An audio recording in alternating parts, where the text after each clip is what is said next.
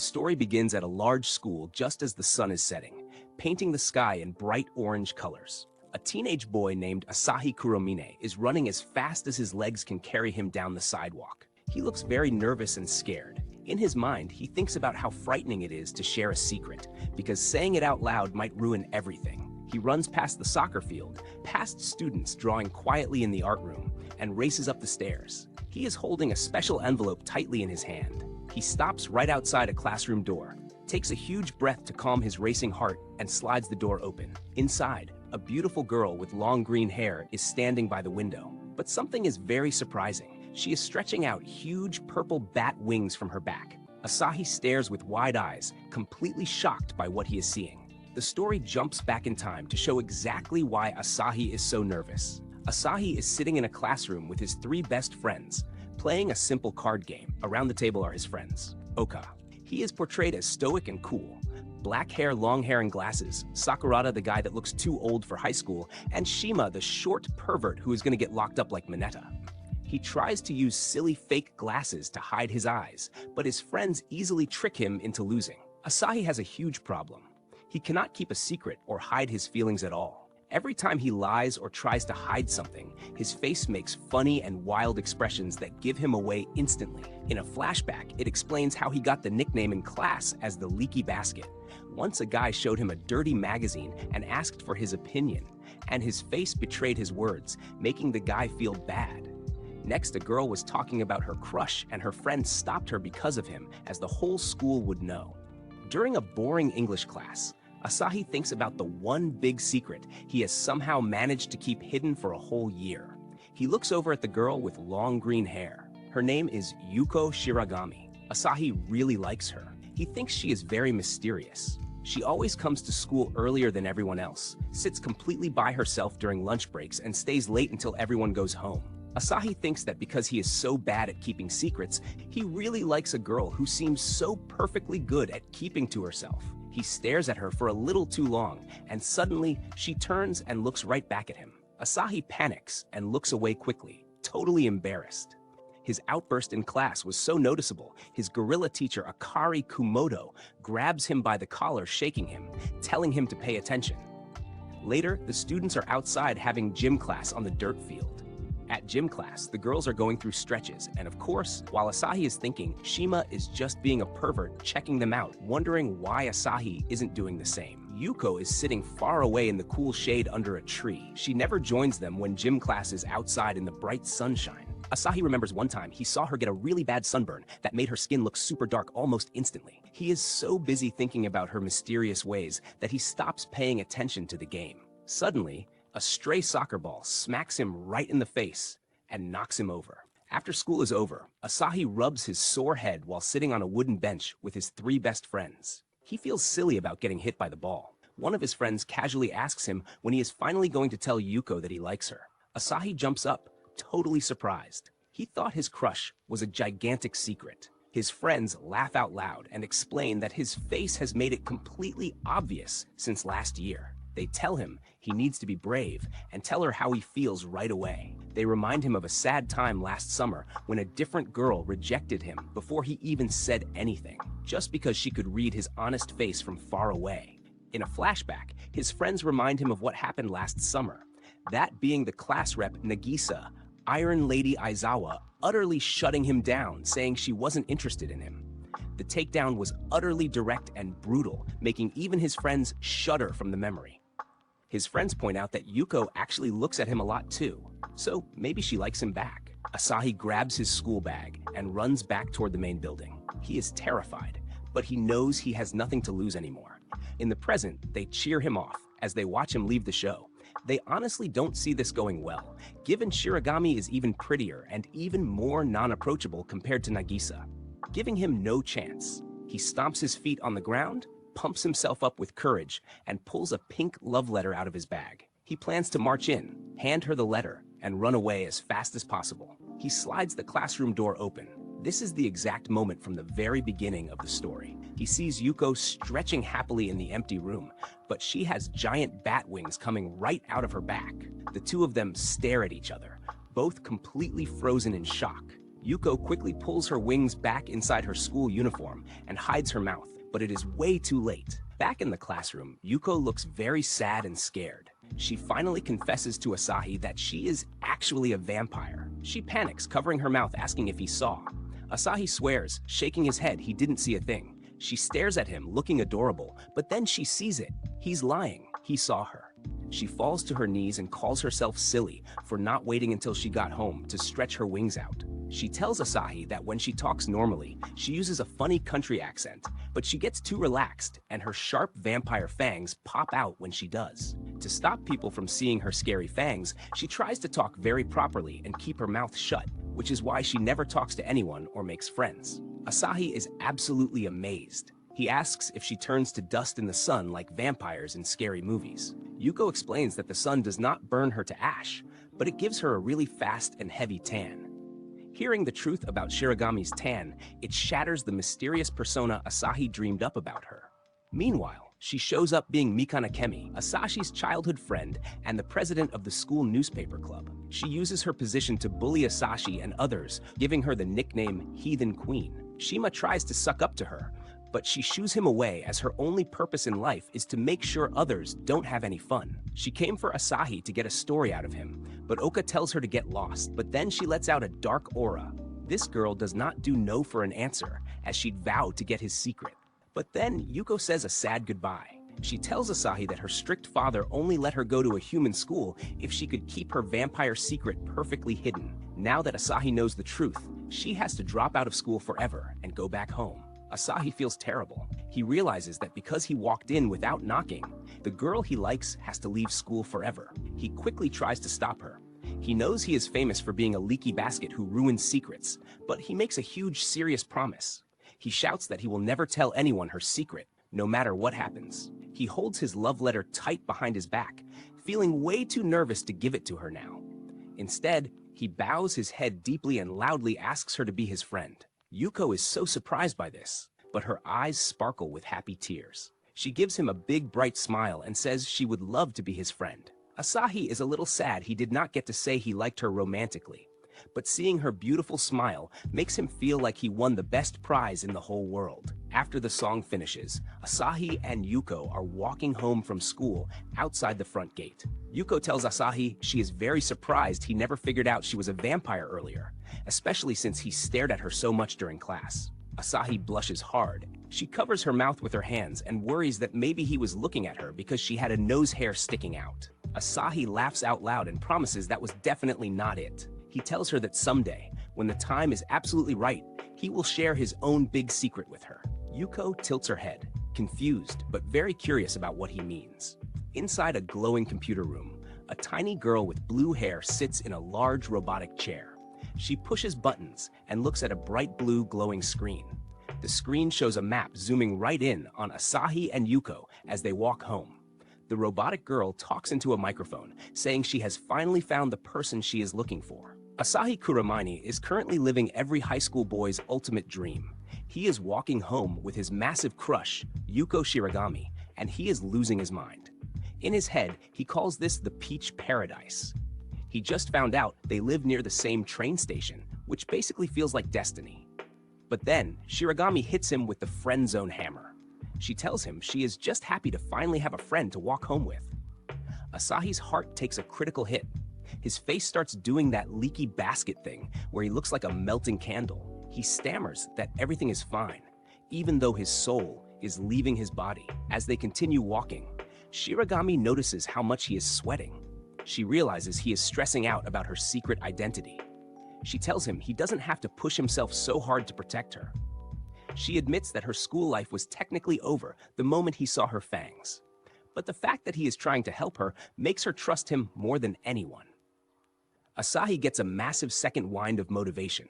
He vows to protect her secret with his life. The next morning at school, the troll squad arrives. They want to know every detail about his late-night talk with Shiragami. Asahi tries to play it cool, but he physically cannot tell a lie. He admits they are just friends, and his buddies start roasting him instantly. Miss Kumoto arrives to class late because she was out all night drinking, causing the class president to scold her, which makes the teacher scold her back, making Nagisa feel silly.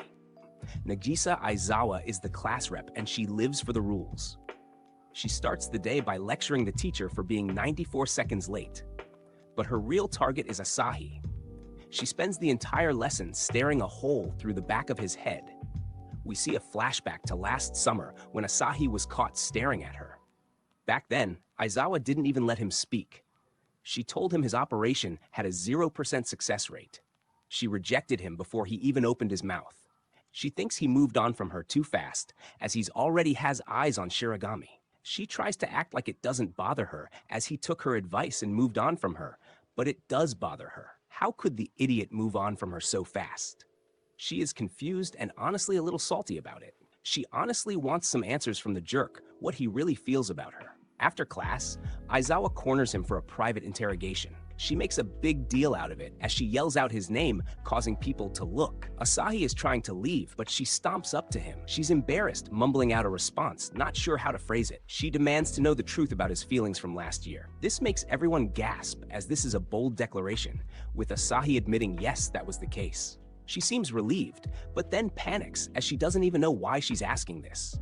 That's when his friends arrive, confused as she already rejected him, with them now wondering if she's making a move on him. She acts like a jilted ex-girlfriend, even though they never even dated. This makes Nagisa blush and say absolutely not, making Asahi flinch, as she says she hates men like him, as the guy moved on too quickly from her. His friends step in as she's breaking his confidence down too much. Asahi is left more confused than a math book. Later, he finds Shiragami hiding in an empty classroom. Since she can't eat in the sun, she has been starving herself all day. Asahi asks if vampires actually drink blood for lunch. Shiragami turns bright red and calls him a pervert. She tells Kuromine-kun that's sexual harassment, as she's no slut. Apparently, blood-sucking is a marriage-level intimate act in her culture. To change the subject, Shiragami spots a cream puff on his desk. She thinks it's a gift, but it's actually a spicy trap left by his friends.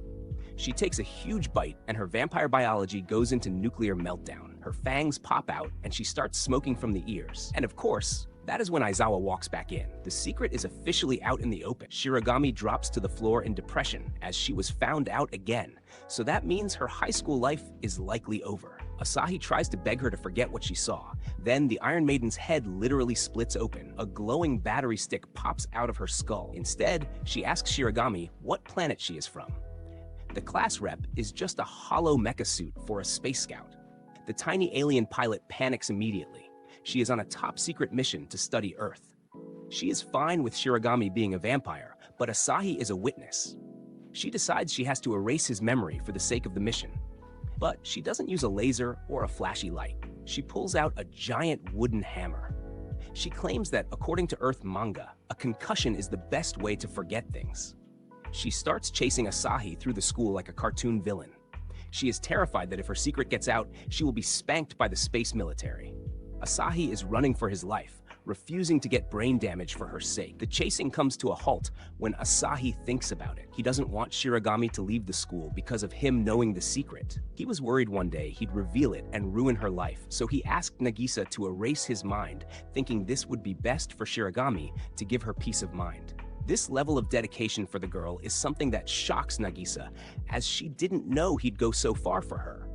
And just when she's about to do this, Shiragami flies in and stops them. Shiragami is crying, calling him an idiot, as he didn't think about how she felt. As she told him, she's fine if he knows her secret, as she doesn't want him to go so far just to protect her secret, as she's grateful the two are friends. Seeing the two together, Nagisa can't bring herself to be the one to separate them, and tells them to forget this ever happened. As she walks away, Shiragami is happy, and like a total airhead, brings attention to the rumors of Asahi liking Nagisa last year, with her trying to be the supportive friend that's rooting for his love, with this shocking Asahi, as Shiragami still doesn't get it.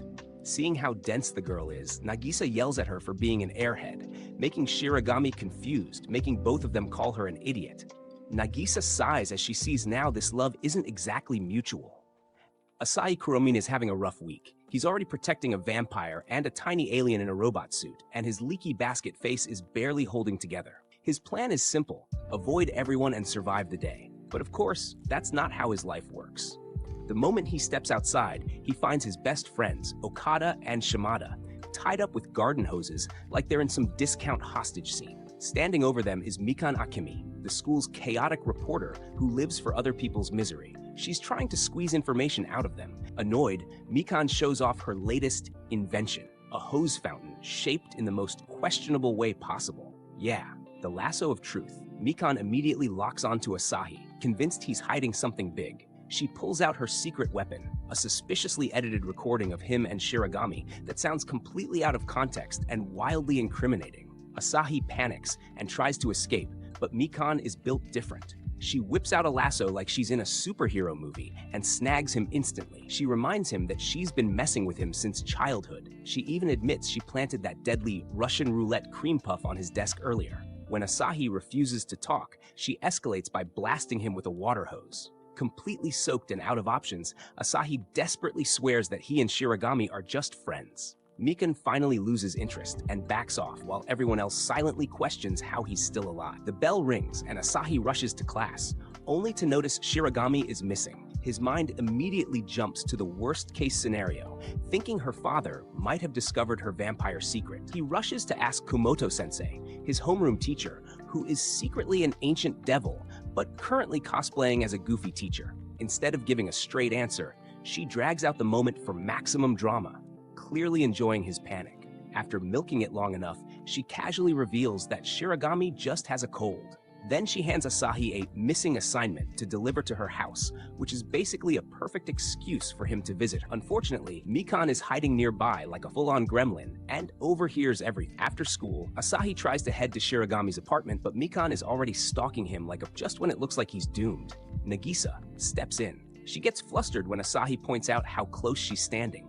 but quickly refocuses when she realizes Mikan is a serious threat to all their secrets. Taking matters into her own hands, she distracts Mikan so Asahi can escape. Asahi makes it to Shiragami's apartment, which is incredibly easy to find since it's the only place covered in bat decorations. He knocks and finds Shiragami in her pajamas, and his brain immediately short-circuits from the unexpected at-home version of her.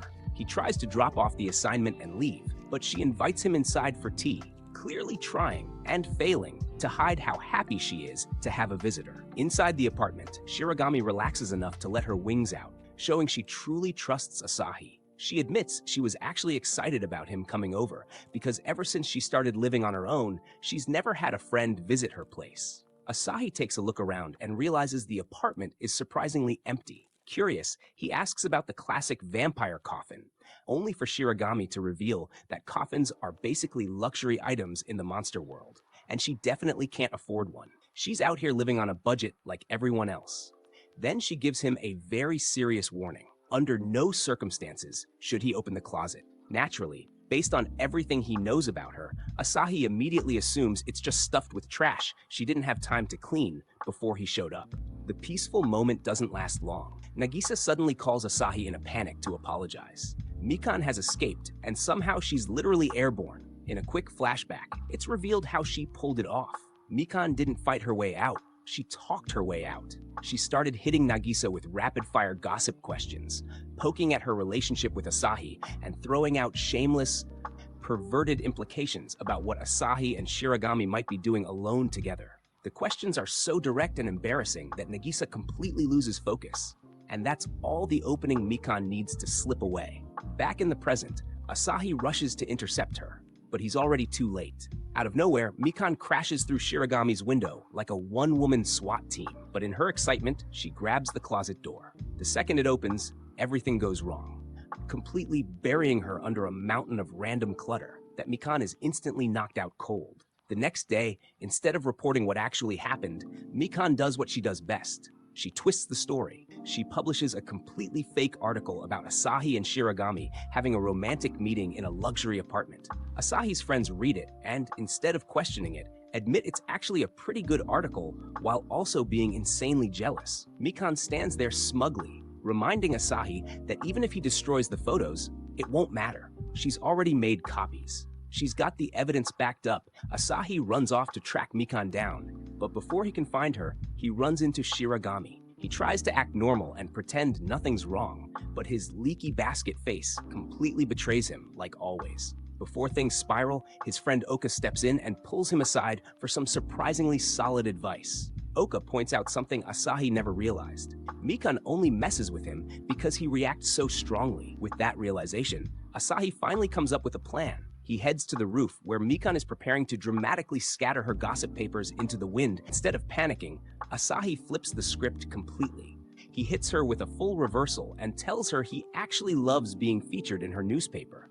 He says he's happy she's paying so much attention to him. This completely breaks Mikan. She has no idea how to respond to someone enjoying her antics. The more Asahi leans into it, the more uncomfortable she gets until she's completely disgusted by his happiness. In the end, she gives up on the story entirely, unable to handle the psychological damage of her own plan backfiring. The talking glasses. With the chaos finally settling down, there's one last reveal. Shiragami overheard everything and calls Asahi an idiot, but her bright red face says more than her words ever could. When Mikan is alone, we learn she's not actually by herself. She has a pair of talking glasses named Fuku-chan, which turns out to be a Tsukumogami, a spirit that lives inside an object. Fuku-chan acts like her personal advisor, and through their conversation, the truth about Mikan comes out. She isn't just causing chaos for fun. She's Asahi's childhood friend, and deep down, she's scared of being forgotten. She believes that if she stops being the villain in his life, he won't pay attention to her at all, using gossip and troublemaking as her way of staying connected to him. And it's honestly kind of sad.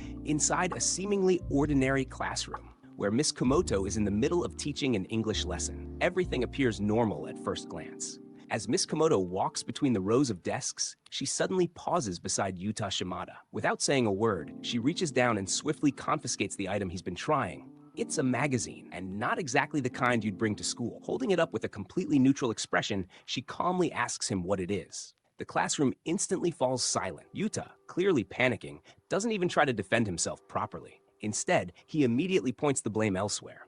More specifically, he points it at Asahi. Without hesitation, he claims that Asahi was the one who showed him the magazine in the first place. Asahi freezes in disbelief. He turns toward Yuta, silently questioning how someone could betray him so quickly and so easily. Unfortunately for him, Miss Komoto doesn't seem particularly interested in figuring out who's telling the truth. Instead, she shifts her attention toward Asahi, now dragging him directly into the situation. Hoping to restore order, she decides to call on the class representative to deal with the problem. However, when she looks toward the usual seat, something is off. The class rep isn't there. Her seat is completely empty. This immediately changes the tone of the room. Miss Komoto pauses, glancing around as she asks if anyone knows where the class representative has gone. The students exchange confused looks, but no one has an answer. It's unusual enough to stand out, especially given how strict and responsible the class rep normally is.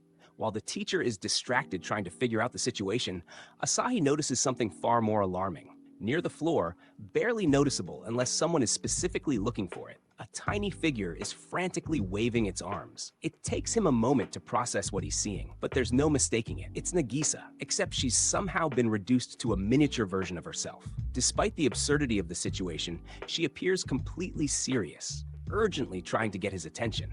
For reasons that defy logic, no one else in the classroom seems to notice her. To everyone else, it's as if she isn't even there. Realizing that something must be very wrong, Asahi tries to act quickly without drawing attention. He raises his hand and asks for permission to go to the bathroom. Miss Komoto, however, isn't in a cooperative mood. She denies his request almost immediately, showing no patience for interruptions. Asahi attempts again, his urgency becoming more obvious, but she remains firm. At this point, he finds himself backed into a corner. With no other options left, he blurts out the only excuse he can think of that might work. He declares far louder than necessary that it's an emergency, specifically a number 2. The effect is immediate, but ultimately decides to let him go. Asahi leaves the classroom under a cloud of humiliation, while the tiny Nagisa quietly apologizes for putting him in such an awkward position, and Nagisa quickly begins explaining what happened. Earlier, during break, she had intended to recharge her suit as usual. However, just as she was about to leave, she overheard a conversation between Asahi and Shiragami.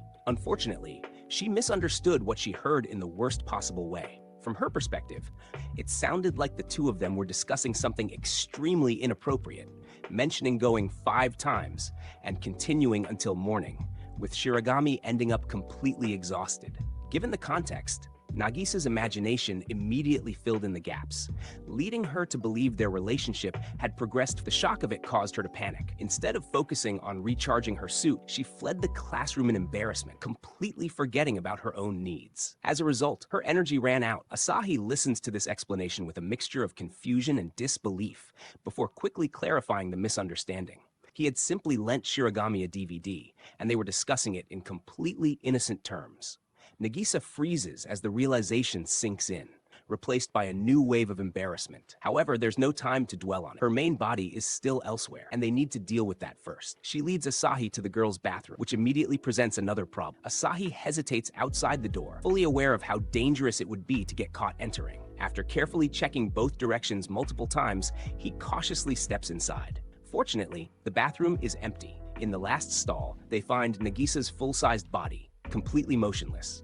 Asahi hesitates briefly before picking it up, only to realize something unexpected. The body feels incredibly real, warm, soft, and almost indistinguishable from an actual person. For a moment, he becomes distracted by how lifelike it is, but the tiny Nagisa quickly snaps him back to reality, reminding him to focus. Regaining his composure, he carries the body out of the bathroom while following her instructions.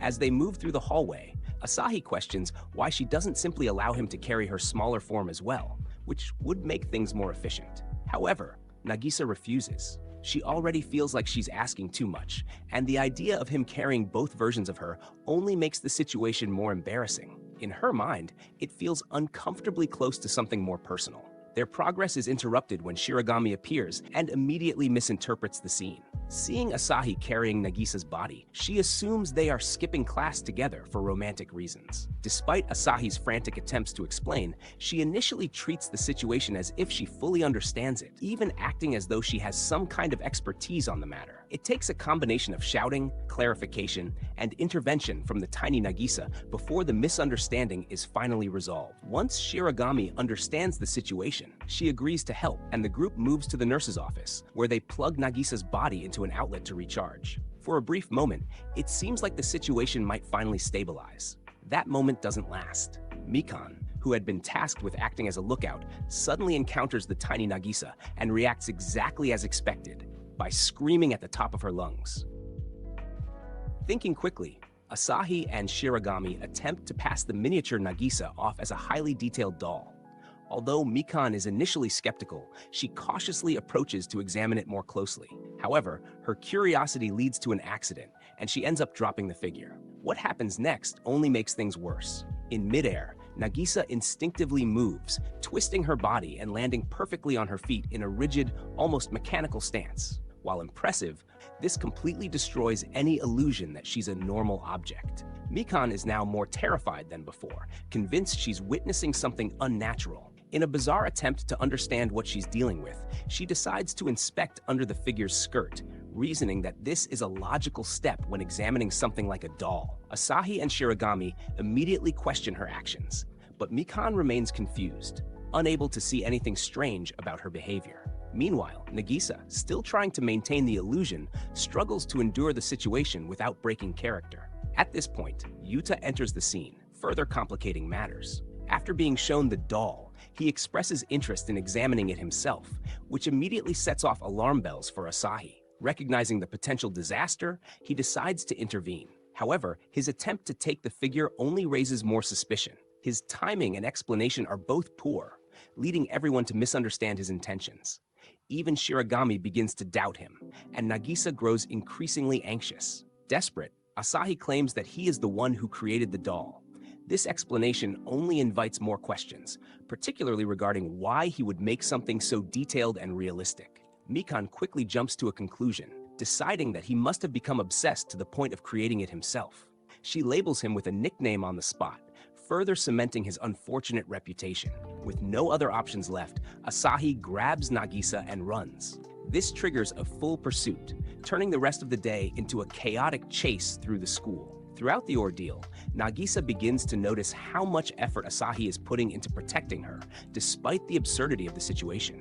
This realization subtly deepens her feelings toward where the situation takes yet another unexpected turn. Using her abilities, the principal alters Nagisa's size, restoring her to full scale.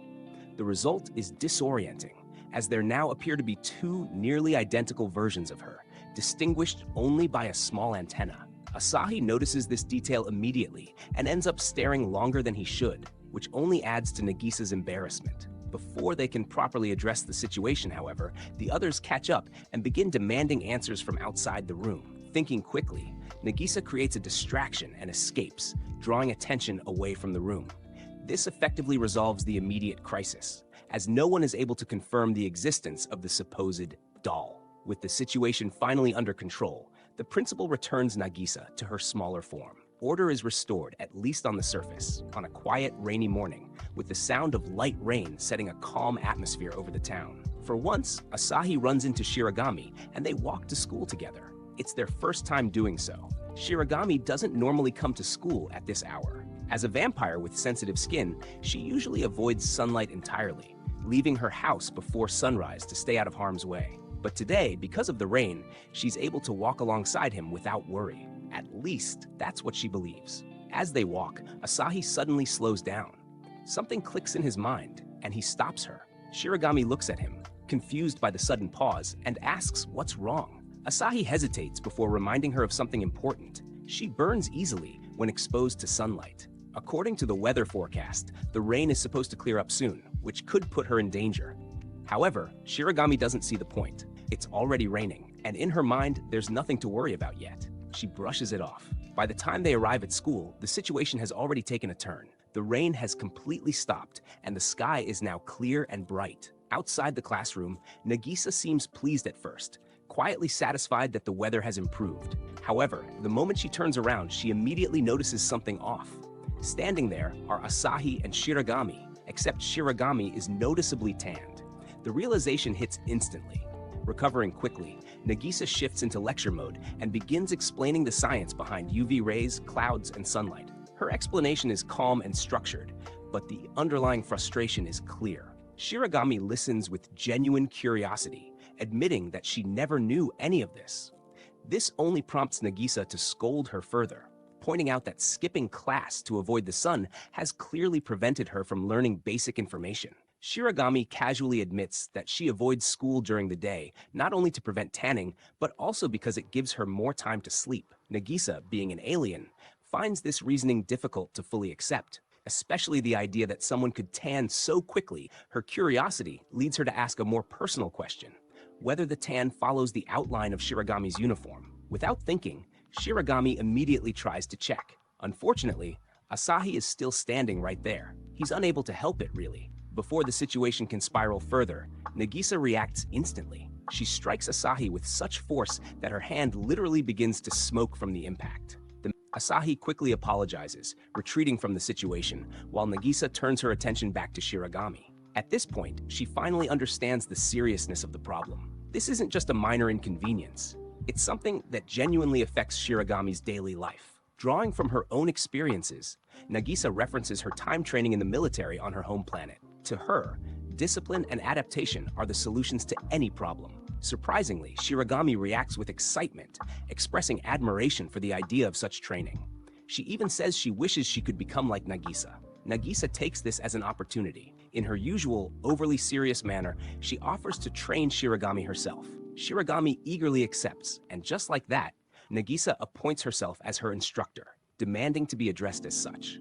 The three of them head outside, where Nagisa begins her first lesson. She declares that Shiragami must learn to evade enemy fire, treating sunlight as if it were a battlefield threat. While Shiragami fully commits to the role, even giving a salute, Asahi finds himself momentarily distracted by how she looks in her physical education uniform. Nagisa quickly outlines the objective. Shiragami must move from shadow to shadow, avoiding direct exposure to sunlight. Taking the instructions seriously, Shiragami closes her eyes and begins to visualize her movements, imagining herself as part of the shadows. However, reality proves less cooperative. She stares at the sun, almost as if waiting for it to drop its guard, but nothing changes. After a while, she becomes frustrated and calls out that the enemy isn't letting up. Nagisa, though slightly unsettled by the accuracy of that statement, insists that some damage is inevitable and orders her to charge. Shiragami obeys without hesitation, sprinting toward the next patch of shade and diving into it. Nagisa cheers her on, impressed by her determination, while Asahi watches with growing concern, sensing that this training is escalating far beyond what it should be. What started as a simple exercise turns into an all-day training session. By the time the sun sets, Shiragami is completely exhausted, but her spirit remains unbroken. She stands there, radiating determination, as if she has just completed some intense military trial. Asahi, watching from the sidelines, begins to understand how much this problem means to her. Wanting to help in his own way, he spends the night researching vampire weaknesses, hoping to find something useful. His research, however, relies heavily on movie guides and fictional tropes, which doesn't exactly guarantee accuracy. The next day, Shiragami surprises him. She greets him with a confident smile, clearly proud of her progress. Asahi is confused, especially when he notices she's still in her PE uniform, but before he can question it further, Nagisa arrives. It turns out Nagisa stayed overnight at Shiragami's house to observe her training results. Fully embracing her role as an instructor, she asks Shiragami to demonstrate what she's learned. Shiragami immediately sets off, making her way to school by moving between shadows. What starts as a serious attempt quickly becomes absurd. She runs alongside moving cars to stay within their shadows, dives to the ground to hide in the shade of pedestrians, and maneuvers in ways that leave onlookers completely confused. To the average person, it looks like she's fighting something invisible. Their path takes them through a marketplace, where Asahi decides to apply what he's learned from his research. Spotting a garlic stand, he recalls that garlic is supposedly harmful to vampires. Before Shiragami can react, he steps in front of her and eats the sample himself, only to immediately regret it. Shiragami, meanwhile, is unaffected. She explains that garlic doesn't blind her, it just makes her eyes water like onions would for anyone else. As they continue, a shopkeeper gives her a cross necklace. Remembering another supposed weakness, Asahi quickly throws it away, trying to protect her. However, the situation turns comedic when a nearby dog retrieves the cross and brings it back, as if it were a game. Shiragami casually explains that crosses don't harm her either, they just make her angry. By the time they resume their journey, Asahi is exhausted, sweaty, and smells strongly of garlic. Both girls point this out without hesitation. Despite all their efforts, the biggest obstacle remains: the sun itself. Unlike garlic or crosses, it cannot be avoided entirely. Shiragami begins to lose hope, quietly admitting that there are places she's always wanted to visit, but never could because of her condition. Seeing this, Asahi refuses to give up. After thinking for a moment, he asks a simple question: what about sunscreen? Nagisa initially dismisses the idea, assuming Shiragami would have tried it already. But Shiragami's reaction says everything. She hasn't. The solution had been right there the entire time. The next day, Shiragami arrives at school ready to participate in gym class for the first time. However, the moment she sees Asahi and Nagisa, she tries to run away out of embarrassment. When they catch up to her, she admits the truth. She had never even considered using sunscreen. Later, Shiragami invites Asahi to an amusement park, a place she's always wanted to visit. Asahi, waiting nervously, tries to convince himself that it's not a date. However, when Shiragami arrives in casual clothes with her hair down, it becomes much harder to believe that. The two spend the day together, riding attractions, eating snacks, and gradually growing closer. During one of their conversations, Shiragami reveals something important about herself. She is half vampire. Her father is a vampire, but her mother is human. She explains that she chose this high school because it's where her parents met. Despite the challenges and prejudice they faced, they were able to be together, and she admires that deeply. Though she worries it might sound like a silly reason, Asahi understands completely. For a moment, Shiragami even draws a comparison between her parents and herself and Asahi, though she quickly backs away from the implication, embarrassed by her own words. As the day continues, Asahi becomes curious about the supernatural world and asks if other creatures exist. Shiragami confirms that they do, casually mentioning that her best friend is a wolfman.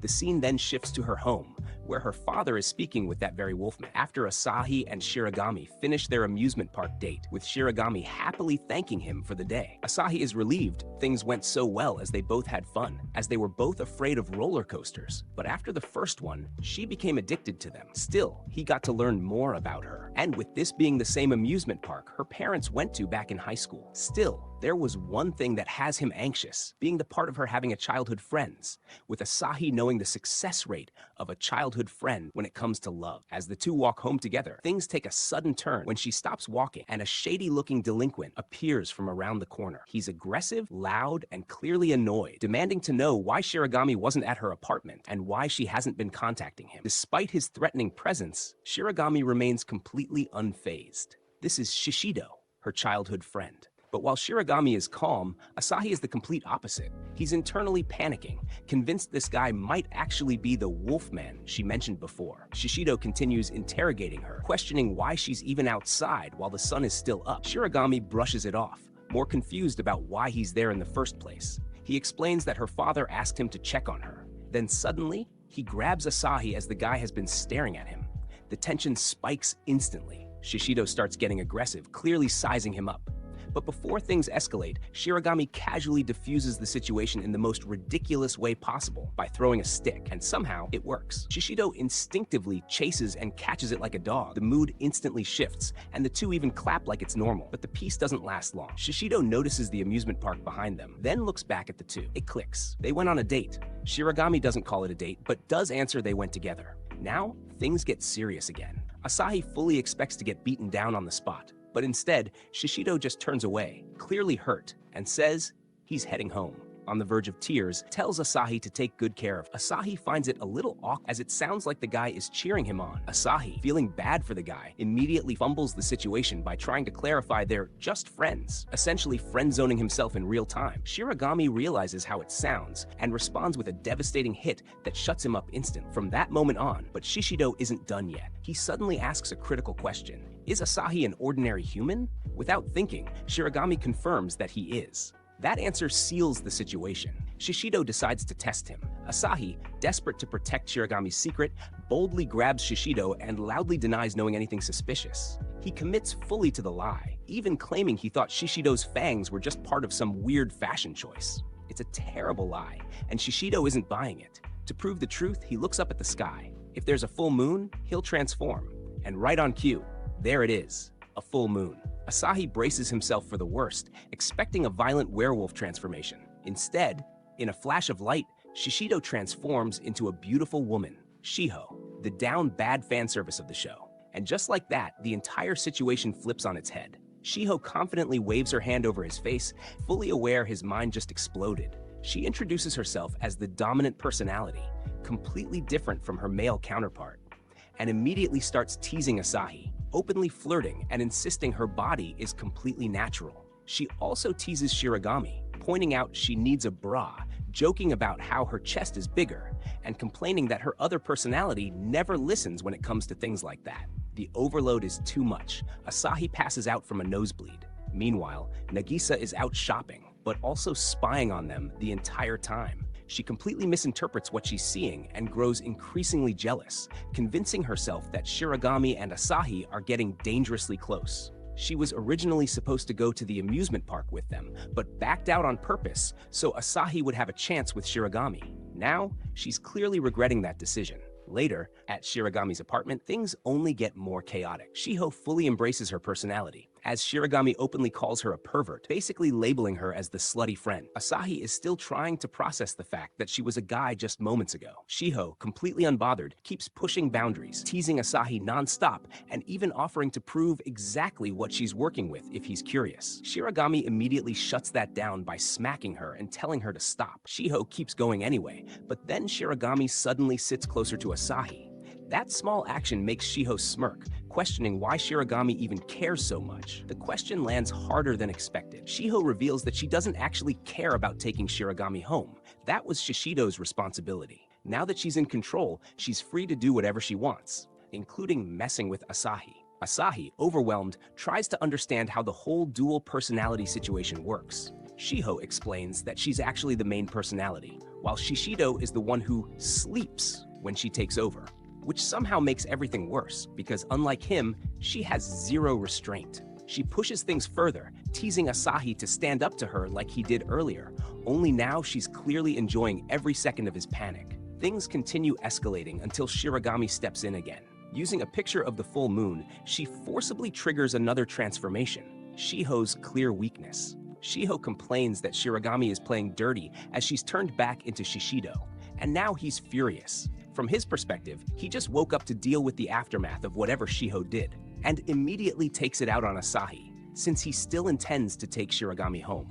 Right in the middle of this chaos, Asahi manages to grab the picture of the moon, but then Nagisa walks in, and of course, she sees the absolute worst possible angle. Asahi pinned down, Shiho on top of him, flirting, no context. She immediately assumes the worst, that Asahi is cheating on Shiragami, and runs out in tears. Asahi tries to stop her, but only ends up making things worse. The situation spirals completely out of control, with constant transformations, misunderstandings, and escalating chaos until Shiho finally knocks Asahi out and decides she's had enough fun for the day. Before leaving, she casually takes a souvenir, because why not?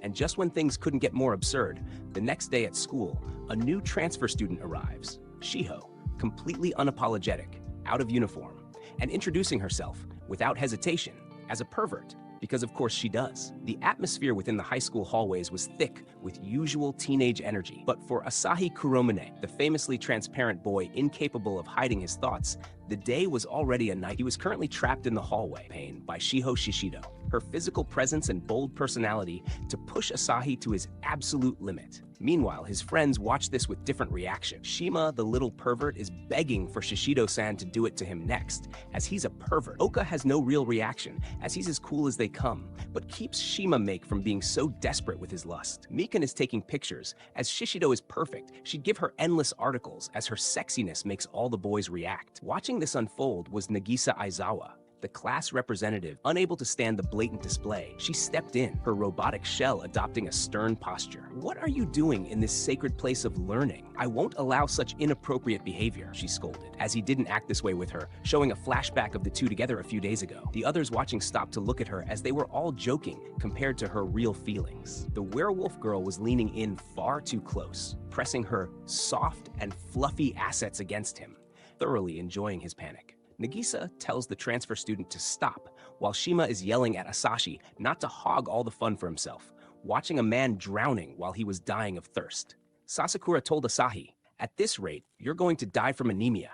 Fleeing the scene, Asahi ran into his crush, Youko Shiragami. The vampire girl blinked at him. "Kuromine-kun, why is your nose so red?" "Ah, well, Shiho-san put me through the ringer," he deflected, sighing deeply. As they walked, Asahi couldn't help but marvel at his reality. A vampire. An alien, a werewolf. At this point, he wouldn't be surprised if something even crazier showed up at their school. Right on cue, they spotted her. Surrounded by an eerie flock of crows was a tiny girl with pink hair and two large, curved horns protruding from her head. She wasn't even hiding her appearance or her horns, shocking both Asahi and Shiragami, having never seen her before. The girl was eating junk food. She was clutching a handful of snacks, looking for all the world like a child who had wandered off from a playground. Yuko, driven by her natural curiosity and perhaps a lack of the usual caution that a secret-bearing vampire should possess, decided to follow her. Then she engaged the stranger directly. She stepped forward to address the tiny, horned interloper. To their surprise, the girl spoke with a confidence and a vocabulary that far exceeded her diminutive stature.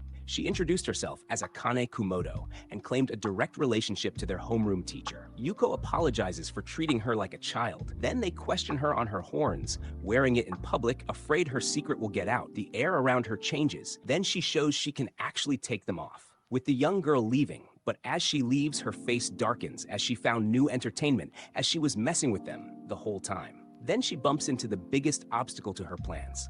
Her grandchild, Akari Komodo, their formidable and often exhausted teacher. With an air of practiced exasperation, Akari didn't greet the girl with warmth. Shiragami and Asahi whisper, not knowing what's going on, but their conversation didn't look like one with a little sister, leaving them in utter shock, as instead, she scooped her up and began to wrangle her toward the faculty office, looking less like a relative and more like a zookeeper dealing with a particularly troublesome escapee. This is Akane Komoto, Akari's great-great-grandmother. Meanwhile, the Oka trio had to pull Shima away from Shido-san, as the pervert is dying of thirst. In the principal's office, they learn this is in fact the principal who is a devil who lived for millennia as the head of a school where she entertains herself with the chaos of the school. Asahi is at this point used to the craziness of his life. Still, Akane cracks the window to tell Asahi he should still show the proper respect to his elders, showing she's quite evil still, making him afraid, but Yuko isn't intimidated given her own status.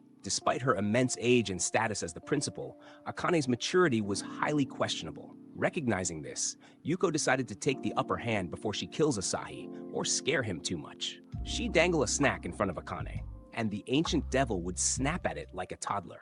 "I won't give you any snacks if you use dirty words," Yuko chided, treating the principal like a misbehaving child. Asahi asked his teacher about Kumoto-san always knowing about Shiragami being a vampire.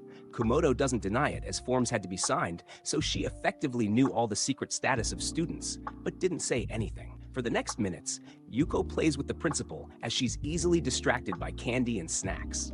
Furious at being treated like a baby, and she's ready to violently discipline her. But as she's breaking the room, that's when Akari speaks, telling the principal she was taking this repair budget out her paycheck. The clash of egos quickly escalated into a formal challenge. Akane lashed out, calling Yuko milk-smelling. Yuko smugly shot back that she was aiming to be a cool beauty. A sexy showdown to determine once and for all who was the most mature, alluring woman. The venue was the empty school gymnasium. The judge? Shiho Shishido. And the ultimate metric for victory? They would measure who could draw the largest volume of nosebleed from their captive audience member, Asahi Kuromine. The contest was a disaster. Yuko and Akane struck various poses, trying their best to exude mature allure, but Asahi's nose remained entirely dry.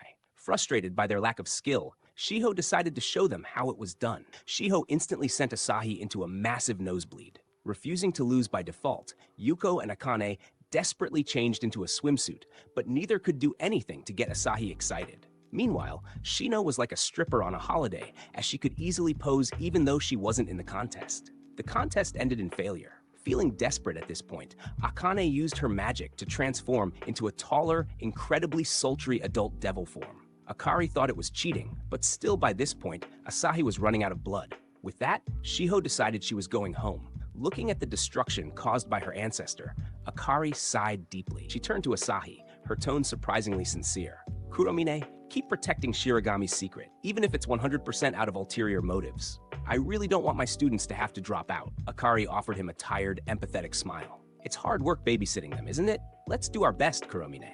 Yuko brought out a box of cream puffs made by Mikan, the class rep infamous for her biohazardous cooking. "Russian roulette cream puffs," Yuko announced. The challenge was to eat the horrific pastries without letting a single crack show in their cool, sexy expressions. They both took a bite. In her spaceship, Nagisa watched in horror as her screens exploded with data. Demonic noise reaction expanding. It's getting stronger. Just what on earth is happening over there? Inside the gym, the grotesque taste of Mikan's cursed cooking violently clashed with Akane's demonic physiology. The energy spiked beyond critical mass. A massive explosion ripped through the gymnasium, sending shockwaves across the campus and nearly knocking Nagisa's spacecraft out of the sky. When the dust finally settled, the gym was a smoldering ruin. Asahi sat coughing in the rubble alongside his teacher, Akari. Having missed a day of school due to a cold, Asahi found himself saddled with a makeup cooking class. To his initial delight, he wasn't alone. Yuko, Nagisa, and Shiho will be joining him. But he doesn't feel confident, as Yuko doesn't like garlic. Shiho is eyeing the carrots strangely. And Nagisa has her own personal knight from the military. The assignment, handed down by the teachers at the whim of their chaotic principal Akane, was simple: make a pot of curry. The teachers had set the bar incredibly low, explicitly stating, "We don't expect much. Even if it's bad, as long as it can be called curry, we'll eat it." However, Asahi's delight quickly curdled into dread. He looks at Shiragami, and she looks to not be able to handle garlic. Then at Shiho, who teases him, he can eat her over the curry. Asahi asked how good they were at cooking. Shiho thinks that Shiragami is okay, but she does have a past of panicking too much and ruining the meal. Nagisa, the alien class president, confidently took charge, claiming she had memorized a flawless recipe from an Earth manga.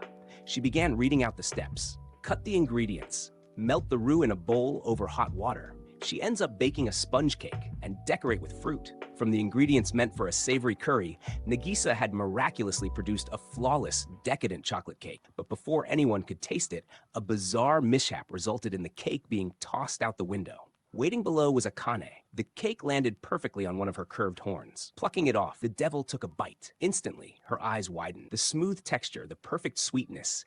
It was a culinary masterpiece, unlike anything she had tasted in her thousands of years of life. Nagisa apologized for her major mistake. The others didn't think it was a big deal or blame her. When Yuko looked for Shiho to agree, the girl was up to her old antics, but Yuko just ignored her. With that, the group worked to make curry, still with the curry complete.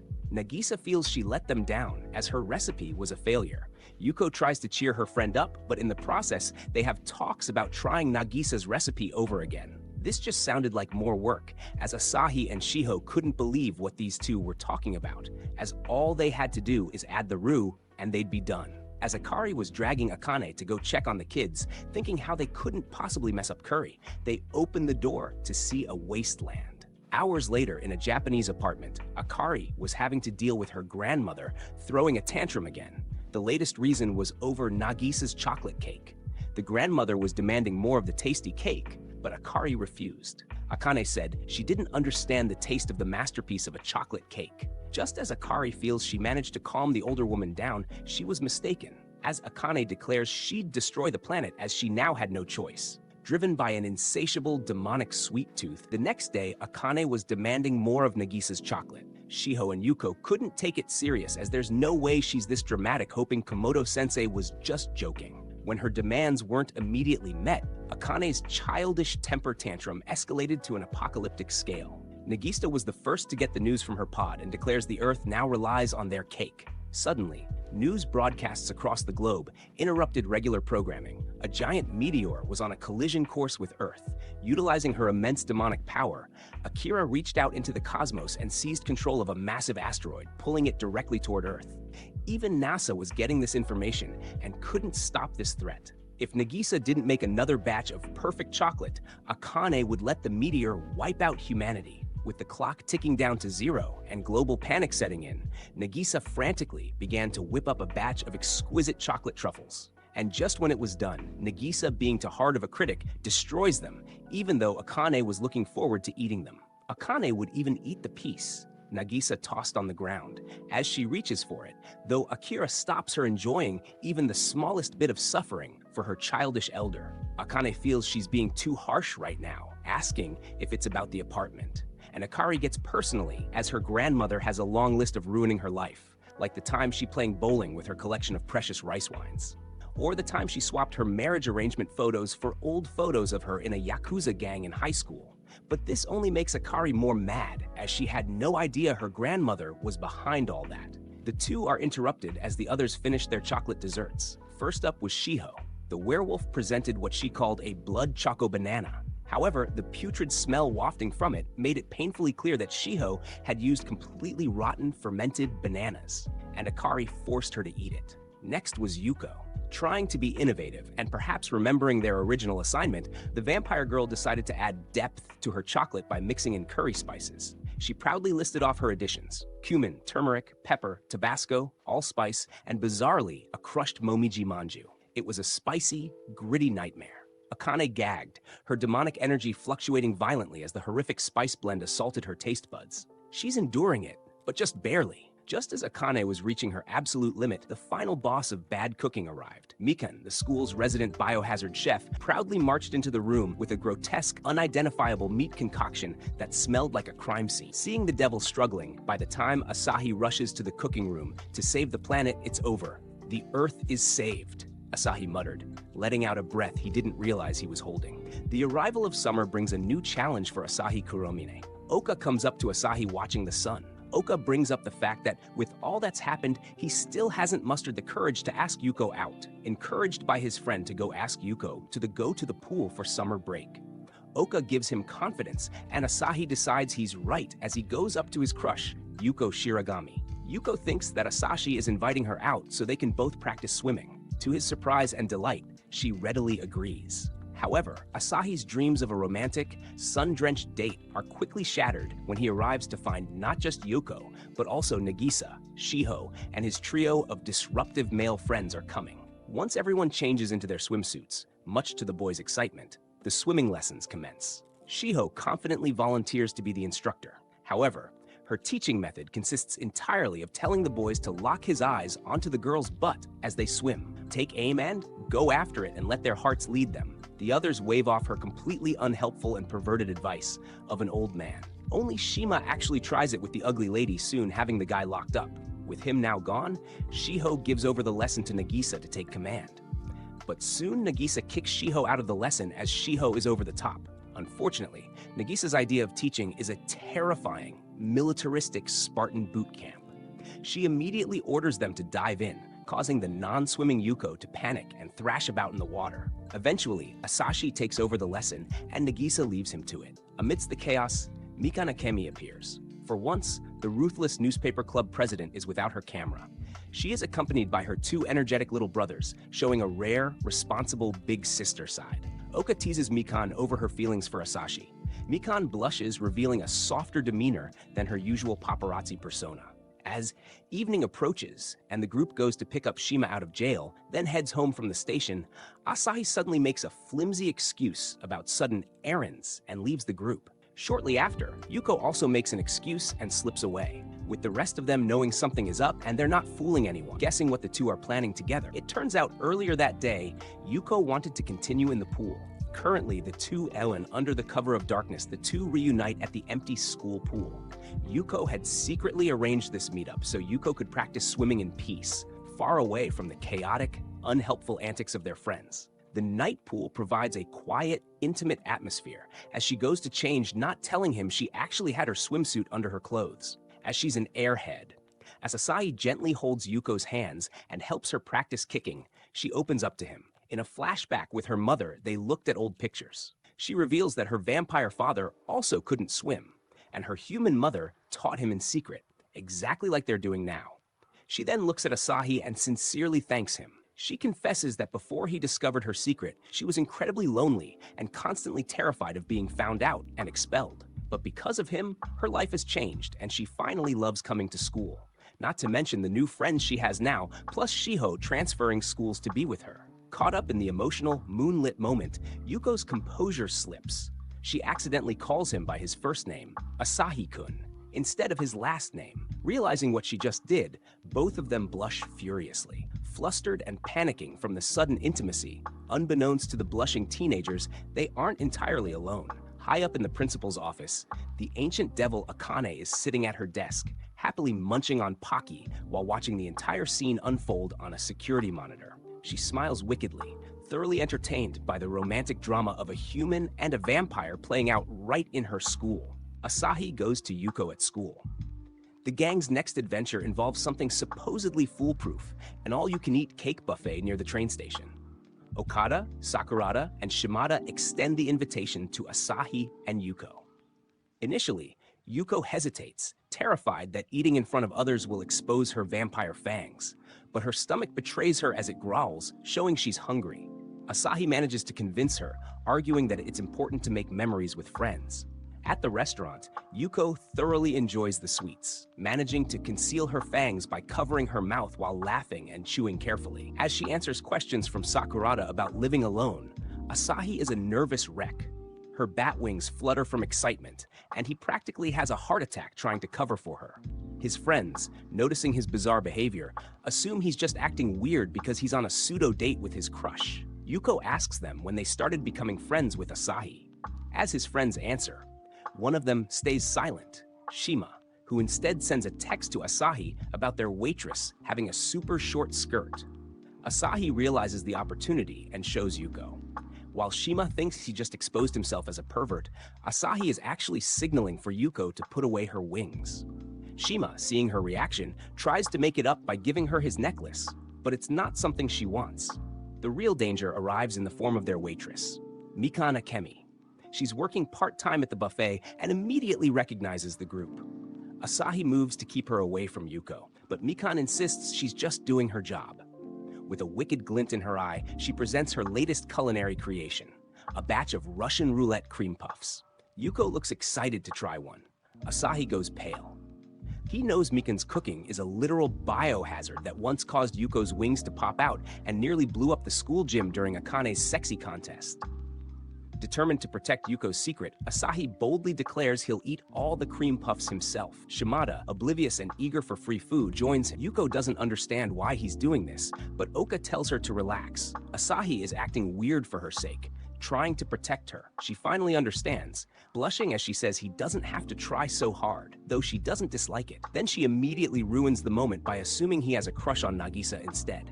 The two boys can only sweat drop as Asahi suffers. The result is immediate and catastrophic. Both boys collapse, clutching their stomachs in agony, while Akane watches with a satisfied, villainous smirk, already planning something new involving Mikan. The next day at school, the heathen queen is in a state of sheer panic, running wildly through the halls. Mikan has lost her signature red glasses. When she runs into Asahi and Yuko, she's noticeably softer and shy. Yuko worries that this means she's blind, but Asahi explains the glasses are fake.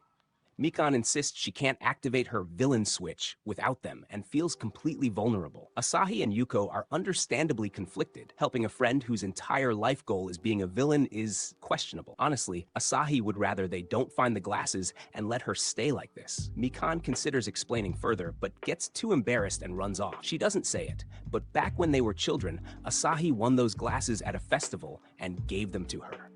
While searching, Mikan runs into Shiho, who casually compliments her underwear selection while looking for her own pair. Mikan is horrified that Shiho walks around commando all day and no one notices. Soon after, Nagisa approaches Mikan, angrily thanking her for writing an article about rejecting Asahi. Mikan doesn't understand, but apologizes anyway, surprising Nagisa. Mikan admits she can be a good person sometimes. Nagisa explains she came to help find the glasses after hearing how upset Mikan was. The culprit is quickly revealed, Akane. The devilish principal is wearing Mikan's glasses and gleefully taunting everyone. A chaotic chase breaks out through the school. Running is against the rules, but Nagisa says she'll apologize later. They run into Asahi and explain the situation. Akane, having the time of her life, uses demonic magic to create identical red glasses, turning it into a shell game. Despite the confusion, Asahi casually points out she's still wearing the real ones, so she makes clones of herself. Again, Asahi immediately identifies the real one. So this time, all clones wear the glasses. Now it's full chaos, everyone chasing identical Akane clones down the hallway. Just as things reach peak madness, Akari Komodo appears. Furious at her ancestors' behavior, she shuts everything down instantly, snatches the real glasses, and drags Akane away by the ear. With the glasses recovered, Asahi runs off to tell Yuko, leaving Mikan with Nagisa. But once alone, something strange happens. The glasses start talking. At the riverside, a tiny glowing entity appears, introducing itself as Fuku-chan, a Fukunokami, god of good fortune, in training. It explains it lives inside the glasses because they're filled with powerful, cherished memories. Then it immediately betrays Mikan. Fuku-chan reveals that Mikan has had a massive crush on Asahi since childhood. The glasses were a cheap festival prize he gave her, and she once loudly declared she'd become his bride. Mikan, completely red and mortified, tries repeatedly to throw the glasses into the river, but Nagisa stops her. Mikan insists she used to like him and now supports his relationship with Yuko. Fuku-chan calls her bluff. Then it drops the ultimatum. If you don't put these glasses on and honestly face Asahi-kun right now, I'll confess for you. Right on cue, Asahi and Yuko arrive. Panic sets in. Nagisa realizes what's about to happen and steps in, using her real body as a distraction. This causes Yuko's bat wings to pop out again, sending both her and Asahi into a panic as they try to warn Nagisa through bizarre gestures. Mikan, unaware Nagisa is an alien, looks up just as everything spirals. Asahi lunges, but it's too late. Nagisa grabs the glasses and puts them on. And then Fuku-chan speaks. Asahi-kun, the truth is, I love you. Silence falls over the riverside. Because the glasses are on Nagisa's face, it looks like the strict, disciplined alien class president just aggressively confessed her love to Asahi Kuromine. The vibrant, humid atmosphere of the summer festival hums with the cacophony of cicadas, food stalls, and game booths lining the path to the local shrine. Amidst the sea of festival goers, Asahi Kuromine stands beside Nagisa Aizawa. Both are dressed in summer attire, but the mood between them is anything but festive. Asahi notes he had been explicitly told that their group outing would include their friends. Asahi was told that Oka and the guys would be here, and Nagisa was told Yuko and Shiho would be here. Unknown to them, Shiho and Shiragami are in the bushes watching the two of them, as this was their plan. Mainly this was Shiragami's plan. She did this because those two have been helping her out a lot, so she felt it was time she helped them. But before Shiho could respond to her, Nagisa said that if the others didn't show up, she might as well leave. Yuko wanted to stop her but couldn't. Asahi instead was able to do so by pointing how much effort Nagisa did to come here, as her yukata looks brand new. Asahi repeatedly attempts to rationalize the absence of the others, also reminding her what Yuko would do if she was here. Nagisa finally agrees, and they start to walk the crowd place. But as they walk, the air feels awkward as they both are thinking of the last embarrassing moment they shared. Nagisa is focused on finding Shiragami, but Asahi manages to distract her so she would focus on her own fun. His eyes land on a brightly lit shooting gallery. Seizing the opportunity, he points out the booth and enthusiastically suggests they try to win a prize. Nagisa agrees, though she questions why kids have that. He explains the cultural difference, as to her those are military weapons, but here they're toys at festivals. The two walk over and he pays 300 yen to play. She picks up the toy. The weapons are merely harmless toys meant to knock down trinkets. Nagisa accepts the rifle, settling into a flawless, professional sniper's stance. She pulls the trigger. The cork strikes the target with absolute, dead-center precision. The small box wobbles and tips over backward, but it fails to drop off the wooden shelf. The stall owner cheerfully informs her that a prize must completely fall off the platform to be considered a victory. Nagisa's eyes widen in sheer indignation. Her competitive spirit ignited by the perceived injustice, she demands another round. Asahi nervously steps in, attempting to coax her into aiming for a different, perhaps less stubbornly rooted prize. From their concealed vantage point, Yuko continues to monitor the interaction. However, as she watches Asahi smile and laugh, a strange, uncomfortable sensation washes over the vampire. Unfamiliar with the complex human emotion of jealousy, Shiho, noticing Yuko's sudden melancholic shift, thoroughly teased the vampire about her obvious jealousy. But again, this just proves how dense Yuko is as she asks Shiho about this new feeling. But again, somehow Mekan is there with her little brothers, who quickly take notice of Shiho's big melon buns, as their own Nichan doesn't have those. Mikan quickly takes them away, as Shiho is a bottomless hole of smut, so it's for the best they leave. But as Shiragami turns around, she sees that she lost sight of Nagisa and Asahi. Mikan hears this and realizes what Shiragami is doing. Internally, Mikan is in the same boat of Shiragami, and so she volunteers to come with her to take pictures, claiming it's for the newspaper. Back with Nagisa, she's playing the Caravel games, but is having trouble, so Asahi helps her out, and she gets closer to him as they start playing games together, with it being fun. From giving toys to kids or looking at masks, they forget all about Shiragami and just have fun. Nagisa starts to blush, getting lost in the moment, then runs to cool off with ice cream. But it doesn't help that the vendor sees her and assumes she's on a date. That's when Nagisa visualizes her day with Asahi. Does she start to picture it as a date? It's at this point where she internally questions where Shiragami could be. Then at that moment, the oblivious girl is cheerfully getting in line to get cotton candy. Do the two turn to spot her? Shiragami, feeling caught, sees them and runs off. The two chase after her, but as they run, Nagisa trips and Asahi hears her, turns and catches her. In the moment Shiragami sees it, the ice cream lands on Asahi's eyes and Nagisa's hair is caught onto Asahi's shirt. This gives the two a flashback of a similar moment. Days later, back in school, Shiragami is in the principal's office. She can't focus in class. The principal knows it has to do with the human boy. But Shiragami denies these feels, as she'd root for her friend's love, thinking that Asahi has deep feelings for Nagisa. So, for the rest of the day, the principal makes clones of Yuko and Asahi, intentionally prodding at her deepest insecurities, and often embarrassing her or causing a scene. Eventually, Akira manages to get a handle on this and stop it. After school, Asahi's friends want to walk home together, but the guy has been acting weird, unable to explain it. But of course, Oka knew and said it. Shiragami dumped him. It was like an arrow through his chest, showing it hit home. Whenever their paths cross, her eyes immediately dart away. Her posture stiffens, and she quickens her pace, offering only the briefest, most polite nods before physically putting as much distance between them as the school corridors allow. He didn't know the cause, but it was simple and on her own end, this being that she likes him and doesn't know how to address her own feelings with him. Shiho, of course, already knew this, as she listens to Yuko vent on her feelings. The pervert just told her best friend to be honest with her feelings, and things should work out. As for Asahi, of course, it's Oka to say something to him, with them telling him they'd support him as he got further with Shiragami than what they gave him credit for. In the hallway, Nagisa hears this and knows she's the root cause, as her and Asahi got close at the festival, and it made things awkward between him and Shiragami. But as she gets the idea of properly apologizing to them, the devil on her shoulder being the principal arrives. Akane reminds her of who she is and that she has lived for 1,000 years, granting the wishes of humans, and all she has to do is pay the price. But as she's being intimidating, she instead said she'd publish this picture in the school newspaper, and her life would be over. Nagisa chases after her and manages to get the picture back, but that's when she's at a crossroads, as Asahi and his friends are on one side, and Mikan is on the other side.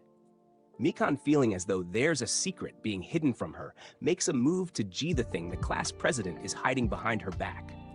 The two girls wrestle for the picture, but it ends in a draw as it flies over right in the hand of Asahi, and the boys see the picture, with Asahi not knowing someone had this. Nagisa manages to get the picture, and in fear of anyone getting it again, she eats it, to the utter horror of everyone else. But then, when she thinks things are over, Asahi corners her, looking like something in a romantic novel. But it turns out, in the chaos of everything, she again shoved 2 ice cream cones in his face. But that couldn't be the worst time, as Yuko sees this, calling out to him in shock. She had plans on the two of them walking home together, but assumes he'd rather do that with Nagisa, so she quickly leaves feeling dumb. The next day at school, she calls him to the roof. She explains that he's done well to keep her secret, as a good friend should, but now this is goodbye. Her father found out her secret, so she will no longer be at school. He has no idea where this came from, but it's too late as she runs off. Then he wakes up in a cold sweat, as it turns out this was all just a dream. The next day, the atmosphere at school carries a sense of anticipation. Shiragami approaches Asahi with a composed but serious expression. She delivers a message to him, informing him that she wants to speak with him after school on the rooftop. Asahi freezes momentarily, caught off guard by the sudden invitation. As soon as she leaves, the surrounding classmates react immediately. They gather around Asahi, their expressions animated with excitement and curiosity. He has to clear the air with Shiragami and confess before he gets dumped. Meanwhile, Nagisa is confronted by Mikan Akemi. Mikan approaches her with a knowing expression, her posture relaxed, but her gaze sharp. She points out Nagisa's feelings for Asahi with blunt clarity. Nagisa initially resists, attempting to deflect the accusation. Nagisa's composure begins to falter under this pressure. She is forced to confront the reality of her emotions. She acknowledges internally that she must take action, though what that action will be remains unclear. As the school day ends, Asahi makes his way toward the rooftop. Just as he reaches the staircase, Nagisa appears in front of him, blocking his path. Her stance is firm, her gaze is unwavering. In her hands, she holds a shovel. She explains her intention to stop him. Asahi is visibly taken aback. He leans back slightly, his eyes widening in confusion. He attempts to reason with her, gesturing with his free hand, but she remains resolute. Her grip on the tool tightens, and she steps forward slightly, reinforcing her position. Nagisa then begins to explain her reasoning. As she speaks, her posture shifts subtly, reflecting the turmoil within her. She admits that she has come to understand her feelings for him, as well as her attachment to both him and Shiragami. Her voice wavers slightly at moments, and her eyes flicker with uncertainty. She expresses her fear that any change in their current dynamic will result in loss. Loss of friendship, loss of connection, and loss of the fragile balance they share. She loves him, but is unable to tell him, so she must stop him from confessing to Yuko. On the rooftop, Shiragami stands near the edge, wondering where he is. Back on the ground, Asahi has to get past a wall of desks to get to the roof, but by the time he gets there, he's too late, as a large bat has captured Yuko, flying away. The heavy, suffocating atmosphere of the school rooftop provides a stark contrast to the frantic racing of Asahi Kuromine's heart. He stands paralyzed in the rain. Without hesitation, the group mobilizes. They pile into a car driven by their teacher, whose casual demeanor contrasts with the urgency of the situation. As the car speeds forward, the teacher comments on the value of the vehicle, subtly revealing that it was recently acquired after significant personal sacrifice. The teacher doesn't know much about the abduction, just that if it's a bat, then that means it's someone in Yuko's family, while Shiho agrees but doesn't know who since she wasn't there. The teacher knows they're in a hurry, but can't go past the speed limit. Akane intervenes with her supernatural abilities, offering to accelerate their journey. Then she hijacks the car and has it fly thousands of feet in the air. By the time they land, the car is utterly ruined. She has them bow in the tradition posture of mistake and wants them to explain why she's mad they ruined her new car she saved up for. But given it was all her grandmother's fault, she will be taking out the anger on her. With the adults out, the pictured Nagisa apologizes to Asahi as her selfish behavior made the situation even worse given she wasted his time. Despite the chaotic journey, the group successfully reaches Shiragami's home, a large, imposing mansion that stands apart from its surroundings. After sneaking around, they manage to get inside. Suddenly, the atmosphere shifts as a massive figure appears before them. Shiragami's father emerges, though the others don't know who he is, towering over the group with an imposing presence. His size alone is enough to intimidate, and his expression is stern. Yuko tells the massive vampire they're being stupid, but the vampire tells her to get behind him as he deals with the intruders. Nagisa then throws a garlic bomb at his eyes and tells Asahi to go grab Shiragami. And with the he grabs her and the four start running. Shiragami is confused what's happening. Before the situation can escalate further, Shiragai asks them what they were doing. Asahi explains that he believed she had been taken away due to her secret being exposed. Shiragami, catching her breath, then clarifies that she returned home voluntarily to care for her mother, who had fallen ill, as she realizes the misunderstanding that has driven the group's actions. Even so, the tension does not fully dissipate, as Shiragami's father begins to piece together the implications of Asahi's earlier statements. He focuses on the mention of her secret. Asahi immediately attempts to deflect, his posture stiffening as he denies any knowledge. However, his reactions lack subtlety, and his nervous behavior betrays him. The father presses further, his tone becoming more forceful. Sensing danger, the group attempts to retreat, throwing more garlic bombs and letting Asahi escape. Shiragami quickly leads Asahi away, guiding him into her room. Her room is notably different, warmer and more reflective of her personality. Inside the room, she explains the situation more clearly. She reassures him that her return home was not due to her secret being exposed, but rather a simple family matter. Her tone softens as she apologizes for causing confusion. Asahi listens closely. However, the conversation quickly turns more personal. Shiragami reflects on her recent behavior. Their interaction is interrupted when Shiragami's father forcefully attempts to enter the room. Before the situation escalates further, Shiragami's mother intervenes. Who Shiho-san went to get as soon as the misunderstanding was cleared up, as she knows how protective he can be. She addresses the situation with a level-headed approach, as her husband not only chased around Yuko's classmates, but in the process, he ruined the house. The father, getting scared, explains the reason, but it's not good enough as she brings out a stake and hammer and chases him off like a spirit. Seeing the situation handled, Shiho leaves. Though Asahi is confused as she said her mother was sick, but she seems fine. Yuko sighs, explaining she was sick, but her father was a wreck, panicking about everything. After that, the two fixed up her door with tape, but in the process he was locked in her room until morning. A few accidents later, and Nagisa comes in the room and starts swinging her hammer, calling him a pervert. Minutes later, Asahi steps forward. He addresses the father with sincerity, making a request. His tone is respectful but firm, reflecting both his nervousness and his determination. He proposes an extreme solution. He suggests that if his knowledge of Shiragami's secret is the problem, then his memory should be erased. He presents this as a way to allow her to continue attending school without risk. His reasoning is straightforward. By removing himself as a threat, he can ensure her safety. The room falls silent as the weight of his proposal settles. Shiragami's expression changes immediately, her eyes widening in shock. Asahi continues, emphasizing that he values Shiragami's happiness above his own memories. He insists that even without his memories, he would still want to protect her, demonstrating the depth of his feelings.